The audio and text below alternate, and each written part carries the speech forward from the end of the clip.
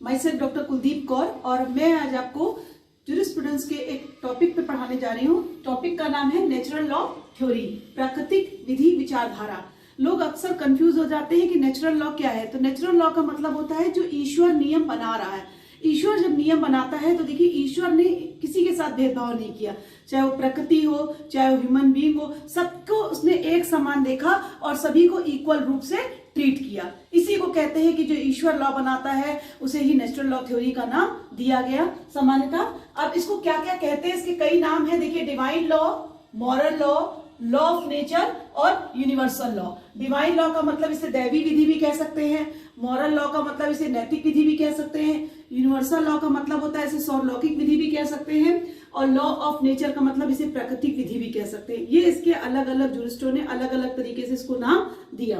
तो सबसे पहले हम देखें कि नेचुरल लॉ कहाँ से हमें कॉन्सेप्ट शुरुआत करते हैं कि इंग्लैंड में रूल ऑफ लॉ, विधि का शासन, अमेरिकी कॉन्स्टिट्यूशन में ड्यू प्रोसेस की संकल्पनाएं का मतलब कॉन्सेप्ट, ये सारी चीजें, चाहे वो इंग्लैंड का रूल ऑफ लॉ हो चाहे अमेरिका का ड्यू प्रोसेस का कॉन्सेप्ट हो, ये किस पे बेस्ड था? नेचुरल लॉ पे बेस्ड था।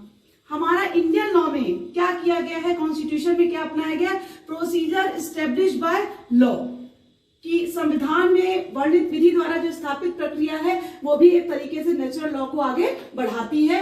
ड्यू प्रोसेस ऑफ लॉ ये भी क्या करता है, इंटरप्रिटेट करता है कि ये सारे के सारे प्राकृतिक नियम हैं, इनको हमें अपनाना चाहिए। तो इंडियन कॉन्स्टिट्यूशन में भी आपको दोनों वर्ड्स में नेचुरल लॉ की एक कह सकते हैं एट ए ग्लांस झलक दिखाई पड़ती है। Procedure establish by law, due process of law, और इंग्लैंड में रूल ऑफ लॉ, अमेरिका में ड्यू प्रोसेस की कॉन्सेप्ट। अब कैसे यहाँ पर इसकी ग्रोथ कैसे हुई नेचुरल लॉ थ्योरी की, तो मैं आपको बताऊंगी कि नेचुरल लॉ थ्योरी की ग्रोथ को, टाइम को हम 6 पीरियड्स में डिवाइड कर सकते हैं। जो सबसे पहला पीरियड मैंने लिखा है वो लिखा है मैंने ग्रीक पीरियड। सबसे पहला पीरियड है ग्रीक पीरियड, यूनानी काल।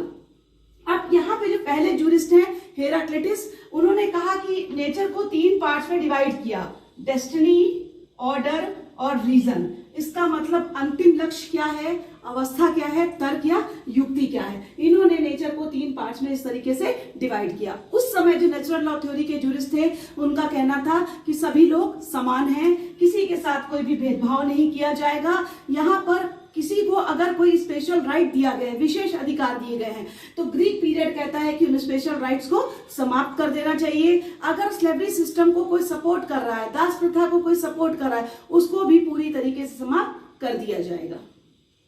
अभी आपको मैंने ग्रीक पीरियड पढ़ाया और दूसरा पीरियड पढ़ा रहे हैं स्टोइक पीरियड, स्टोइक काल। स्टोइक पीरियड के फादर कौन है? ज़ेनो। स्टोइक पीरियड के फादर कौन याद रखेंगे? ज़ेनो। दूसरे और कौन अदर जूरिस्ट हैं जिन्होंने स्टोइक पीरियड को आगे बढ़ाया? सबसे पहला नाम लेंगे सोक्रेट, सुकरात। इन्होंने क्या किया, जस्टिस को 2 पार्ट्स में बांटा, नेचुरल जस्टिस और लीगल जस्टिस। नेचुरल जस्टिस का मतलब क्या होता है? प्राकृतिक न्याय जो सभी स्थान पर एक जैसा लागू होता है। लीगल जस्टिस क्या होता है? According to time and circumstances legal justice has been change. समय और परिस्थितियों के अनुसार हमेशा विधिक न्याय, लीगल जस्टिस चेंज होता रहता है, लेकिन नेचुरल जस्टिस सभी प्लेस पर एक जैसा रहता है। क्या कह रहे हैं quotation? Virtue is true knowledge. क्या कह रहे हैं? सद्गुण ही सच्चा ज्ञान है। इसका मतलब जिसके पास जो सद्गुणी है उसके पास ट्रू नॉलेज है, जो सद्गुणी नहीं है वो क्या है, वो क्या काम कर रहा है? सिन कर रहा है, पाप का काम कर रहा है। दूसरे और जूरिस्ट कौन से इंपॉर्टेंट है? प्लेटो। टाइम वही है, स्टोइक पीरियड। नेक्स्ट जूरिस्ट है प्लेटो। प्लेटो कौन है? सबसे पहले प्लेटो कौन है? प्लेटो सोक्रेट के स्टूडेंट रहे हैं, और सोक्रेट कौन है? इनके टीचर, और ये उनके स्टूडेंट रहे हैं। इनकी बुक का नाम, जो इंपॉर्टेंट बुक का नाम है, उस बुक का नाम है रिपब्लिक। बुक का नाम है रिपब्लिक। रिपब्लिक में क्या बताया गया? आइडियल स्टेट, एक आदर्श राज्य कैसा होगा। एक आइडियल स्टेट में क्या होना चाहिए? मिनिमम गवर्नेंस, न्यूनतम शासन, मतलब राजा या शासक कम से कम शासक करे। ऐसे क्या फायदा होगा? लोक शांति रहेगी, हर नागरिक, हर सिटीजन अपने आप में बिजी रहेगा। जब सब लोग अपने अपने काम में बिजी रहेंगे, गवर्नमेंट का इंटरफेरेंस नहीं होगा, शासक का इंटरफेरेंस नहीं होगा, तो वहां पर अपना काम सब लोग स्मूथली कर सकेंगे। नेक्स्ट जूरिस्ट हैं एरिस्टोटल, अरस्तु, और अरस्तु भी स्टोइक पीरियड के हैं। क्या कह रहे हैं? Knowledge of universal and ultimate laws, सार्वभौमिक और अंतिम नियमों का ज्ञान मात्र। इसका मतलब जितने भी यूनिवर्सल लॉज होते हैं सारे के सारे नेचुरल लॉज में दिए गए हैं। ये क्या कह रहे हैं कि जो नेचुरल लॉ है वो किसके समान है? मॉरल ऑर्डर के समान, मतलब प्राकृतिक विधि बिल्कुल नैतिक आदेश के समान होती है। नैतिकता क्या कहती है, मॉरल ऑर्डर क्या होते हैं, जो हम जनरल बातें मॉरलिटी की जानते हैं वही मॉरल ऑर्डर्स में आएंगे। इन्होंने कहा कि गॉड क्या करता है, हमें ह्यूमन बीइंग को बुद्धि देता है, दिमाग देता है, जिसके आधार पे हम क्या करते हैं, तर्क लेते हैं, रीजन तर्क लेते हैं। तर्क के आधार पे, रीजन के आधार पे हम क्या करते हैं, जस्ट और अनजस्ट, सही और गलत में अंतर बताते हैं। और हम क्या करते हैं, न्याय, नैतिकता, तर्क, जस्टिस, मॉरलिटी और लॉजिक, इन प्रिंसिपल्स के आधार पे स्टोइक काम चल रहा था। ये कौन बोल रहे हैं, एरिस्टोटल। अब स्टोइक पीरियड के बाद पहला पीरियड मैंने आपको फिंगर्स पे याद कराते चलेंगे, ग्रीक पीरियड है, दूसरा आपको स्टोइक पीरियड है, तीसरा रोमन पीरियड। रोमन पीरियड में क्या हुआ कि अब यहाँ पर रोमन पीरियड में बताया गया कि दो तरीके के लॉस की बात की गई है, जस सिविटास, जस जेंटियम। जस सिविटास का मतलब होता है सिटीजन लॉ, मतलब जो उस देश के नागरिक हैं केवल ये उन पे अप्लाई होगा। जस जेंटियम मतलब होता है पब्लिक लॉ, मतलब सभी लोगों के लिए लागू होगा, जो हमारे देश के नागरिक हैं वो भी और जो बाहर से लोग आएंगे वो भी। तो ये क्या कह रहा है रोमन पीरियड कि हम सबसे बेस्ट कौन सा मानता है, जस सिविटास, क्योंकि यहाँ के लोगों के लिए लागू है। और जस जेंटियम क्या होता है, रोम के साथ साथ जो रोम के बाहर से लोग आ रहे हैं उन पे भी अप्लाई होगा। ये क्या कर रहे हैं, दास प्रथा का समर्थन कह रहे हैं और कह रहे हैं कि रोम वासी क्या है, बेस्ट है। मतलब फॉरेनर से तुलना करते हुए कहते हैं कि जो रोम में लोग रह रहे हैं, रोम के लोग अपने आप में बेस्ट हैं। रोमन पीरियड में पहले जूरिस्ट आपको बताने जा रहे हैं हम सिसरो, और सिसरो की सबसे इंपॉर्टेंट बुक कौन सी है, डी लेगीबस। उनकी बुक का नाम क्या है, डी लेगीबस, जहां पर ये बताते हैं कि अगर कोई व्यक्ति नेचुरल लॉ से छेड़छाड़ करेगा तो वो क्या करेगा, सिन, पाप करेगा। और उसके बाद जो दूसरे जूरिस्ट आ रहे हैं वो है अल्पियन। कौन से जूरिस्ट है, अल्पियन। और अल्पियन की बुक का नाम भी आपको बता दें, अल्पियन की बुक का नाम है डाइजेस्ट। क्या किया उन्होंने, दास प्रथा को समाप्त करने का प्रयास किया कि दास प्रथा पूरी तरीके से समाप्त हो जाए। सभी लोग इक्वल हैं, सभी लोग समान हैं, सभी लोग समान हैं, किसी के साथ डिस्क्रिमिनेशन नहीं किया जाएगा। प्रकृति ने सभी को समान रूप से बनाया है। इन्हीं का एक इंपॉर्टेंट कोटेशन है, law is not to be deduced from the rule from the law. इसका मतलब क्या है, विधि का निगमन क्या होता है, नियम से नहीं होता, बल्कि नियम क्या होते हैं, निगमन के द्वारा ही आते हैं। अभी आपने पढ़ा ग्रीक पीरियड, उसके बाद स्टोइक पीरियड, फिर रोमन पीरियड। अब फोर्थ पीरियड आप पढ़ने जा रहे हैं, डार्क एज, अंधा युग। डार्क एज के सपोर्टर कौन है, अम्ब्रोस, सेंट अगस्टिन, ग्रेगोरी। ये इनके जूरिस्ट हैं जो इनको सपोर्ट करते हैं। क्या कहते हैं, प्रकृति के अलावा ईश्वर को प्राकृतिक विधि का स्रोत माना। कहते हैं कि नेचर के अलावा लॉ का सोर्स क्या है, गॉड, ईश्वर है, जो क्या कर रहा है, वो खुद में एक सोर्स है। दो सोर्स है लॉ के, एक गॉड और एक नेचर। तीसरी चीज कह रहे हैं कि चर्च बेस्ट है। इसका मतलब चर्च में जो बोला जाएगा, चर्च का पोप जो कहता है वो सारी चीजें सही है। पोप से ऊपर कोई भी नहीं है, वहां का किंग भी नहीं होगा। Next, state, government, slavery, property, इन सबको क्या मानते हैं, बुरा मानते हैं। कहते हैं कि बुराइयों का प्रतीक है राज्य, सरकार, दासता और संपत्ति, और सबसे ऊपर सुप्रीम कौन है, चर्च। नेक्स्ट पीरियड है मिडेवल पीरियड। मिडेवल पीरियड का मतलब होता है मध्ययुग। मध्ययुग में कौन कौन से जूरिस्ट हैं, Seneca, Cicero, Saint Thomas Aquinas. और सबसे इंपॉर्टेंट जो जूरिस्ट हैं वो सेंट थॉमस एक्विनास, जिन्होंने नेचर को 4 पार्ट्स में डिवाइड किया, law of God, law of nature, human law और लॉ डिवाइन। सबसे पहले समझते हैं law of God. Law of God में सबसे ऊपर कौन है, चर्च का पोप। जो भी पोप बोलेगा वो सारी चीजें सही होंगी, वो गॉड के समान माना जाएगा।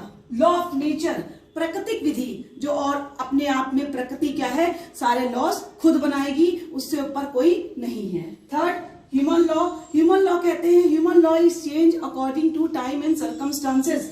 जो मानव विधि होगी वो समय और परिस्थिति के अनुसार हमेशा बदलती रहेगी, क्योंकि ह्यूमन बीइंग को जैसी जैसी नीड होगी वैसे वैसे नए लॉस बनते जाएंगे। नेक्स्ट है लॉ डिवाइन। धार्मिक ग्रंथों में लिखी विधियां, जो हमारी बुक में लिखी हुई है रिलीजियस, वो सारी चीजें लॉ के रूप में हम मानेंगे। यहाँ पर प्रॉपर्टी के राइट को लिया गया और कहा कि जब व्यक्ति को प्रॉपर्टी मिल जाती है वो अपने आप को सेटिस्फाइड फील करता है, उसको सेटिस्फैक्शन मिल जाता है, सुख और शांति मिल जाती है। जब किसी को सुख और शांति मिल जाती है तो सोसाइटी में हमें अपने आप न्याय, सुख, शांति स्टैब्लिश हो जाती है। किस जस्टिस की कॉन्सेप्ट कर रहे हैं? ये डिस्ट्रीब्यूटिव जस्टिस को लेकर चल रहे हैं। वितरणात्मक न्याय, न्याय का वितरण किया जाए, मतलब डिस्ट्रीब्यूशन क्या है? हर एक को न्याय मिले, जो न्याय की डिमांड करता है हर एक को न्याय दिया जाए। ये दो लोगों के बीच में क्या कर रहे हैं? बैलेंस बना रहे हैं, चर्च और सम्राट के बीच में, धनवान और धनहीन के बीच में। ये एक बैलेंस बनाना चाहते हैं कि इन लोगों में अगर बैलेंस रहेगा तो वहां पर अपने आप सबको सबके अधिकार मिल जाएंगे। एक और जूरिस्ट है वू झोंग। इन्होंने क्या कहा? इन्होंने बताया कि 3 तरीके के लॉज को बताया है। कहा है कि इटर्नल लॉ, नेचुरल लॉ और ह्यूमन मेड लॉ। शाश्वत विधि, प्राकृतिक विधि और मानव विधि। ये क्या कहा है? ये एक तरीके से ट्री है, एक तरीके से पेड़ है। अब पेड़ में किसी पेड़ में क्या क्या चीजें होती हैं? सबसे पहले इटर्नल लॉ, ये क्या है? रूट। रूट का मतलब होता है जड़, ये जड़ है। नेचुरल लॉ, ये क्या है? ट्रंक, तना। ह्यूमन लॉ, ये क्या है? ब्रांचेस। अगर ये तीनों चीजें रहेंगी तो अपने आप समाज में सुख, शांति और न्याय का कॉन्सेप्ट पूरा हो जाएगा। हैप्पीनेस, पीस, जस्टिस अपने आप स्टैब्लिश हो जाएगा अगर ये तीनों चीजें एक साथ स्टैब्लिश की जाए। इसका मतलब ये तीनों वो ट्री हैं जो सुख, शांति और न्याय को स्थापित करते हैं। इसका क्लासिफिकेशन भी बहुत सुंदर तरीके से इन्होंने बताया। जैसे फर्स्ट को मैंने बोला रूट, सेकंड को बोला ट्रंक और थर्ड को बोला ब्रांचेस। जब ये तीनों चीजें रहेंगी तो क्या होगा? फल फूल निकलेंगे और वहां पर सुख और शांति की स्थापना, न्याय की स्थापना अपने आप हो जाएगी। अभी आपने देखा कि मैंने आपको बताया था कि नेचुरल लॉ थ्योरी 5 पीरियड में है, 5 पीरियड पढ़ा चुके हैं। 6 पीरियड जो पढ़ाने जा रहे हैं आपको, रेनेसांस मूवमेंट, पुनर्जागरण काल। हुआ क्या? 17वीं सेंचुरी में सामाजिक, आध्यात्मिक, राजनीतिक विचारों में चेंज हुआ और यहाँ पर कहा गया कि अब सबसे पहले ह्यूमन बीइंग क्या है? उसके ज्ञान में वृद्धि हुई, increment of knowledge. Her human being अपने आप में नई नई नॉलेज देने लगा। वो अपने लॉजिक को यूज करने लगा और अपने लॉजिक को यूज करते हुए, अपनी पावर को यूज करते हुए सही और गलत का अंतर जानने लगा। उसके मन में इच्छाएं हुई कि वो नई से नई चीजों को जाने और जानने के लिए उसने चीजों को पढ़ना शुरू किया और कई चीजों का उसे ज्ञान मिल गया। यहाँ पर अब चर्च का जो सॉवरेन पावर था वो पूरी तरीके से समाप्त हो गया। अब चर्च के पास पूरी तरीके से चर्च की सॉवरेनिटी को फिनिश कर दिया गया। अब चर्च सुप्रीम नहीं था इस टाइम पे। कौन कौन से जूरिस्ट है यहाँ पर रेनेसांस मूवमेंट में जो आए? वो डच जूरिस्ट है हुगो ग्रेशियस का नाम आपने सुना होगा। इन्हें इंटरनेशनल लॉ का फादर भी कहा जाता है और ये कहते हैं कि मनुष्य हमेशा शांति प्रिय इंसान है। मनुष्य हमेशा शांत रहता है, पीसफुल रहता है। जब तक उसको हस्तक्षेप ना किया जाए वो किसी तरीके से कोई भी प्रतिक्रिया व्यक्त नहीं करता है। और उन्हीं के विचारों को सपोर्ट करते हुए कह रहे हैं दूसरे जूरिस्ट पुफेनड्रॉफ, इनका नाम है पुफेनड्रॉफ। कहते हैं कि हर व्यक्ति क्या करता है? अपनी पर्सनल प्रॉपर्टी की सुरक्षा करेगा और समाज में शांति बनाए रखेगा, किसी भी तरीके से डिस्टर्बेंस क्रिएट नहीं करेगा। ये आपको 6 पीरियड आपके पूरे हो गए। पहला पीरियड आपने पढ़ा था ग्रीक पीरियड, दूसरा पढ़ा था स्टोइक पीरियड, तीसरा पढ़ा था रोमन पीरियड, चौथा पढ़ा था डार्क एज, पांचवा पढ़ा मिडेवल पीरियड और छठा पढ़ा आपने रेनेसांस मूवमेंट। इसके बाद क्या हुआ? इम्पैक्ट ऑफ सोशल कॉन्ट्रैक्ट, सामाजिक संविदाकरण का इस पर क्या प्रभाव पड़ा वो मैं बताने जा रही हूँ। पहले जूरिस्ट ले रही हूँ थॉमस हॉब्स। और थॉमस हॉब्स ने क्या किया? पहले इनकी बुक का नाम बता दूं। इनकी बुक का नाम है लेवियाथन और लेवियाथन को 2 पार्ट्स में लिखा गया है, पार्ट 1, पार्ट 2। जो मैं आपको जिक्र करूंगी पार्ट 2 चैप्टर 17 की बात का मैं जिक्र करूंगी। उसमें क्या लिखा हुआ है कि सरकार शब्दों के साथ चल सकती है, तलवार के बिना सरकार चल सकती है लेकिन बिना शब्दों के सरकार नहीं चल सकती। कहां कहा गया है? लेवियाथन पार्ट 2 चैप्टर 17 में कहा गया है। थॉमस हॉब्स क्या कह रहे हैं? उस समय कह रहे हैं कि ब्रिटेन में संसद और सम्राट के बीच में घर का युद्ध चल रहा था, होम वॉर चल रही थी और इन्होंने किसको सपोर्ट किया? सम्राट को सपोर्ट किया है और कह रहे हैं कि आत्मरक्षा, सबको अपनी आत्मरक्षा का राइट है।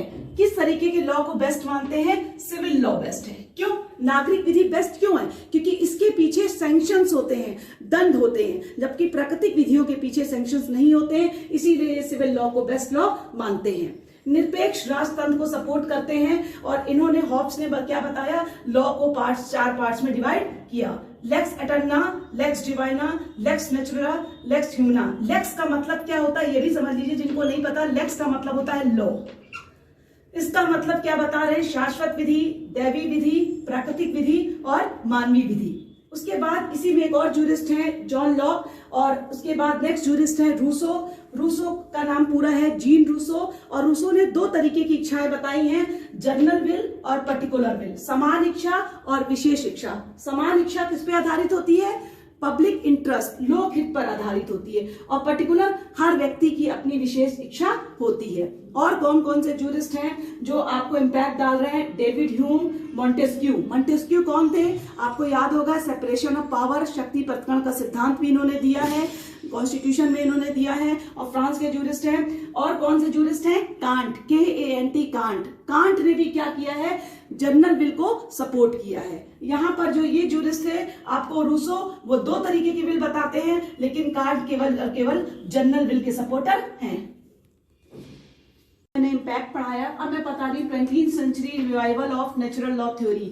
20वीं शताब्दी को प्राकृतिक विधि का पुनरुद्धार काल कहा जाता है, मतलब रिवाइवल करना, किसी को जिंदा करना या जीवित करना कहा जाता है। इसके सपोर्टर कौन कौन है? आपको पहले नाम बताऊंगी, Geny, Fuller, Stammler, Kohler, John Rawls, GM Finnis. अब इनमें से कुछ 1-2 चीजें जिनको मैं बताना चाहूंगी। सबसे पहले मैं फुल्लर का नाम लेना चाहूंगी। जब आप फुल्लर का नाम लेते हैं, आपको किसका नाम याद आना चाहिए? हार्ट का। हार्ट और फुल्लर ने एक डिबेट दी थी, किस पे? लॉ एंड मॉरलिटी पे इनकी डिबेट हुई थी। ये 2 जूरिस्ट हैं अलग अलग, हार्ट एंड फुल्लर, और इनकी डिबेट हुई थी लॉ एंड मॉरलिटी पे। जॉन रॉल्स ने क्या काम किया? 3 तरीके के जस्टिस बताए हैं, लोकल जस्टिस, ग्लोबल जस्टिस और डोमेस्टिक जस्टिस। 3 तरीके के जस्टिस की बात की है, आप याद रखेंगे, local justice, domestic justice, global justice. Next jurist है GM फिनिस। इन्होंने कहा जो नेचुरल लॉ है, नेचुरल लॉ में ह्यूमन बीइंग के 7 क्वालिटीज होती हैं। कौन कौन सी? मैं आपको बताती जा रही हूं। पहले जीवन, जीवन का मतलब लाइफ, ज्ञान, नॉलेज, खेल, मर्सी, खेल, गेम्स, सौंदर्य बोध, समाजशीलता, सोशल या फ्रेंडली, व्यवहारिक औचित्य, प्रैक्टिकल रीजनेबल, धर्म, रिलीजन। ये इन्होंने क्या बताया? कुछ पॉइंट्स को बताया कि ये नेचुरल लॉ में ये चीजें होती हैं, और प्राकृतिक विधि में ये सब चीजें हम लेते रहते हैं। जितने भी मैंने आपको कॉन्सेप्ट बताया, इन सभी कॉन्सेप्ट को, नेचुरल लॉ थ्योरी को हम अलग अलग जस्टिस सिस्टम में अलग अलग तरीके से देखते हैं, और देखते रहेंगे और देखते आए हैं, क्योंकि इन्होंने सारे कॉन्सेप्ट को कहीं ना कहीं से, किसी ना किसी चीज से उठाकर अपने लीगल जस्टिस में जोड़ा है। तो आज आपको ये टॉपिक खत्म होता है जो मैंने शुरुआत की थी नेचुरल लॉ थ्योरी की। प्लीज आप कमेंट बॉक्स में जाकर आप कमेंट जरूर करिए, चैनल को सुनिए, शेयर करिए, ताकि इतने कठिन इंपॉर्टेंट टॉपिक जो मैंने कम समय में बताए हैं, बहुत कम लोगों के टॉपिक्स पता होंगे। मैं जो भी बातें बोल रही हूँ, इंपॉर्टेंट बातें डिस्क्रिप्शन बॉक्स में भी हैं। Please like, share, subscribe my channel. Thank you.